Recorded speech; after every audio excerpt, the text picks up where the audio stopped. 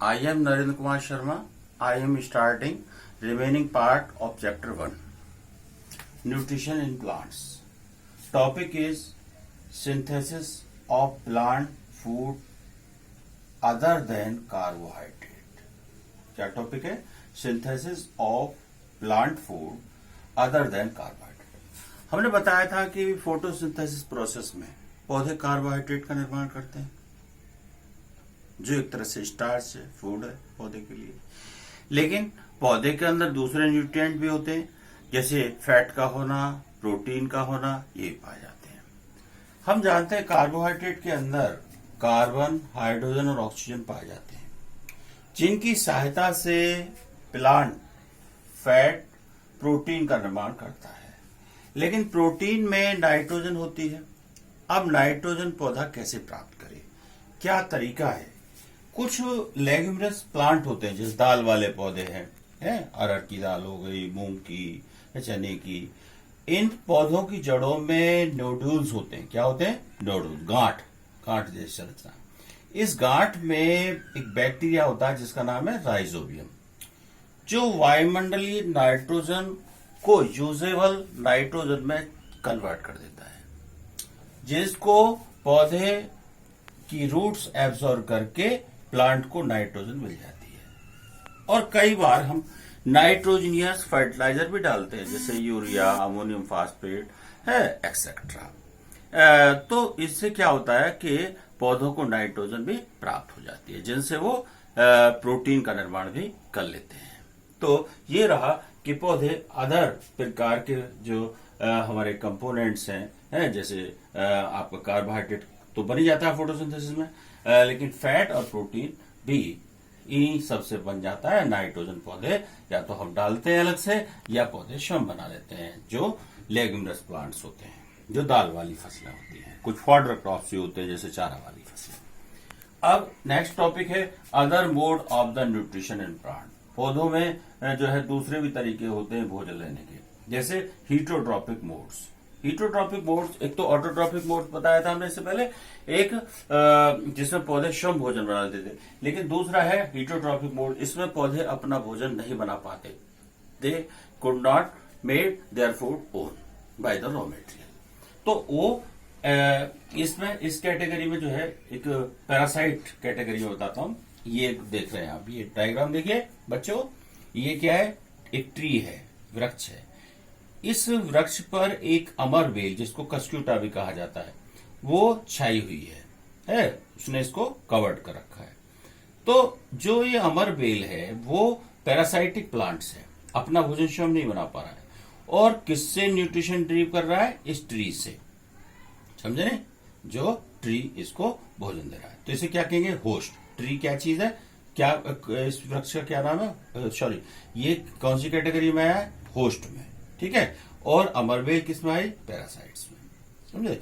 इस तरह से ये parasitic nature of the food हो गई। एक होती है बच्चों इंसेक्टिवोरस प्लांट्स, अर्थात insect eating plant called the insectivorous. आपको आश्चर्य होगा कि पौधे एनिमल का भी यूज करते हैं, दूसरे जीवों का भी अपने भोजन में यूज कर सकते हैं। मैं आपको इसके बारे में, इस डायग्राम के बारे में बताऊंगा। आप देख रहे हैं ये वाला डायग्राम, ये कोई प्लांट्स है, इसमें ये लीव्स है बच्चों। ये लीव्स जो है वो कन्वर्ट इनटू द पिक्चर, अर्थात ये पत्तियां घड़े का आकार धारण कर लेती है। कैसा आकार धारण करती है? Picture like structure. देख रहे हैं, ये भी पिक्चर है, ये भी पिक्चर है, ये इसका ढक्कन है, लिड बोलते हैं जिसको। तो ये बड़ा स्ट्रक्चर मैंने यहाँ बनाया, ये लिड है, जो पत्तियों का सबसे ऊपरी जो एपेक्स कहलाता है, वो किसमें चेंज हो जाता है? लिड में। और जब भी कोई इंसेक्ट इस लिड पर आता है तो ये लिड नीचे की ओर आ जाता है और इंसेक्ट इसमें चला जाता है। इसके अंदर जो हेयरी स्ट्रक्चर्स हैं, जिसके कारण जो इंसेक्ट है वो एंटेंगल्ड हो जाता है, उलझ जाता है, बाहर नहीं निकल पाता, और ये लिड बंद हो जाता है।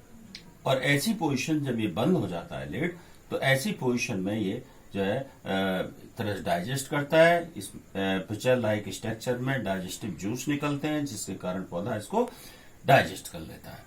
और ये जो एक तरह से जो इंसेक्टिवोरस प्लांट्स है, ठीक है, ये पार्टियल हीटरोट्रॉप्स है, यानी कुछ भोजन तो अपना बना लेता है, लेकिन जो है नाइट्रोजन के लिए समझे नहीं, नाइट्रोजन के लिए इस तरह से कीटों पर भी निर्भर करता है। जहां डेफिशिएंसी ऑफ द नाइट्रोजन होती है वहां पर ऐसे पौधे पाए जाते हैं बच्चों। अब नेक्स्ट है सैप्रोट्रॉप्स। सैप्रोट्रॉप्स क्या है बच्चों? ये एक ऐसा मोड ऑफ न्यूट्रिशन है in which an organism derive the nutrient from dead and decaying material है फ्रॉम द प्लांट और द एनिमल्स। अर्थात ऐसे जीव आते हैं इसके अंदर जो सड़े गले पदार्थों से अपना भोजन लेते हैं। तो बच्चों इसमें हम एक एग्जांपल आपको देते हैं। आपने वेजिटेबल मार्केट में देखा होगा, मशरूम बिकते हुए देखे होंगे, और ये मशरूम रेनी सीजन में जहां बहुत सड़ा गला है वहां पर ग्रोन कर जाते हैं, ठीक है, और वहीं से अपना न्यूट्रिशन लेते हैं। यानी कि ये जो मशरूम है, फंगस की एक वैरायटी है, ये किससे भोजन ले रही है? Dead and decaying nutrition. और ऐसे पौधों को क्या कहते हैं बच्चों? सैप्रोट्रॉप्स। और इस प्रकार के प्रोसेस को क्या कहते हैं? सैप्रोट्रॉफिक न्यूट्रिशन। अर्थात इस प्रकार के न्यूट्रिशन को सैप्रोट्रॉफिक न्यूट्रिशन जो मशरूम में पाया जाता है, और ऐसे पौधों को सैप्रोट्रॉप कहते हैं बच्चों। आपने ये भी देखा होगा कि जो हमारे कुछ रोटियां रह जाती हैं उनके ऊपर हरे भूरे हैं, यानी कि ब्राउन, व्हाइट और ब्लैक आदि टाइप की हेयर स्ट्रक्चर्स रह जाती हैं, जिनका माइक्रोस्कोप में देखें तो आपको ये बड़े बड़े हेयर से दिखाई देंगे। क्या ये फंगस है जो एक तरह से इनको एक सॉल्युबल फूड में कन्वर्ट कर लेती है। यानी ये फंगस जो जैसे रोटी पर है तो उसको सॉल्युबल फूड में कन्वर्ट कर लेगी और फिर उसका यूटिलाइजेशन कर लेगी। इस तरह से फंगस हमारे फूड मटेरियल को डिस्ट्रॉय करते हैं बच्चों, ठीक है। तो ये रहा कि सैप्रोट्रॉफिक न्यूट्रिशन। अब है इसके बाद लाइचेन। लाइचेन के बारे में से पहले है बच्चों सिम्बायोटिक रिलेशनशिप।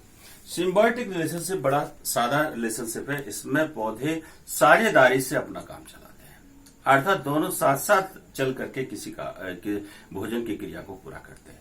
मैं आपको एग्जांपल बताता हूं कि जैसे सपोज ये ट्रीज है, तो इसकी जो रूट्स है इसमें फंगस पाया जाता है।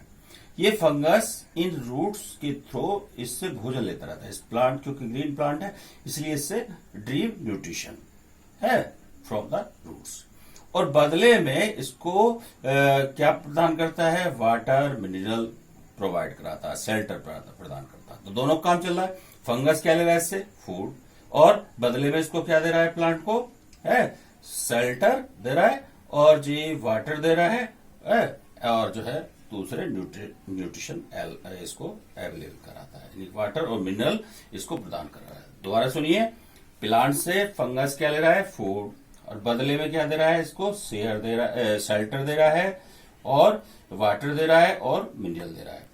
अब बात आती है लाइचेन की बच्चों।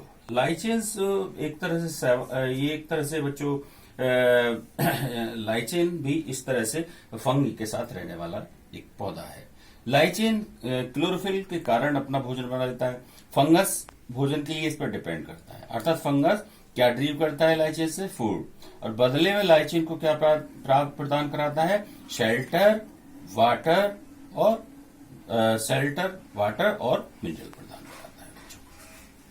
ये रहा। नेक्स्ट टॉपिक है how nutrients are replaced in the soil. बच्चों बार बार फसल उगाते हैं हम, तो मिट्टी में पोषक तत्वों की कमी होती रहती है। तो ऐसी स्थिति में हमको मिट्टी को रिचार्ज करना पड़ता है, सॉइल को रिचार्ज करना पड़ता है न्यूट्रिशन से। न्यूट्रिशन क्या है? जैसे नाइट्रोजन, फास्फोरस, पोटेशियम अर्थात एनपीके, ठीक है। तो कैसे भाई? हम जो है बाय लेगुमिनस प्लांट ग्रोइंग कर रहे हैं वहां पर है। लेगुमिनस प्लांट की हम पहले ही बता चुके हैं कि इनके अंदर बच्चों क्या होती है? रूट्स में नोड्स पाई जाती हैं, जिनमें राइजोबियल बैक्टीरिया पाया जाता है, जो वायुमंडल की नाइट्रोजन को पौधे सीधे नहीं ले सकते, लेकिन उसको वो यूजेबल नाइट्रोजन में कन्वर्ट कर देता है। कौन सा? ये बैक्टीरिया, और प्लांट फिर नाइट्रोजन एब्जॉर्ब कर लेता है। तो ऐसे पौधों को हम बच्चों क्या कहते हैं? Leguminous plant. इसके अंदर दाल वाले पौधे आते हैं, जैसे अरहर की दाल हो गई, चने की दाल हो गई है, यानी इस तरह से। तो ये लेगुमिनस प्लांट होते हैं बच्चों। और by applying the manures and fertilizers, अर्थात हम खेत में अलग से मेन्योर अप्लाई करें या फर्टिलाइजर यूज करें, तो ये भी नाइट्रोजन, फास्फोरस और पोटेशियम अर्थात न्यूट्रिएंट पौधों को प्रदान कर सकते हैं, मिट्टी को दोबारा रिचार्ज कर सकते हैं। By crop rotation. भाई क्रॉप रोटेशन यदि मैं हिंदी बताऊं कि फसलों का हेर फेर से बोना। देखिए, एक ही टाइप की फसलें हर साल उगाएंगे तो उनमें विशेष मिट्टी में विशेष न्यूट्रिएंट की कमी हो जाती है। लेकिन जैसे एक साल हमने एक साल जो फसल उगाई है, दूसरी साल वो वाली फसल ना बल्कि अलग प्रकार की फसल हम ग्रो करेंगे। इससे मिट्टी की उपजाऊ शक्ति खत्म नहीं होती है, अर्थात बनी रहती है। जैसे कहें कि एक बार लेगुमिनस प्लांट्स उगा लिए, दोबारा नो लेगुमिनस प्लांट उगाए, तो इससे नाइट्रोजन की एक तरह से एबिलिटी बनी रहेगी। तो ये रहा बच्चों, this is end of my video and I will describe the next chapter again time.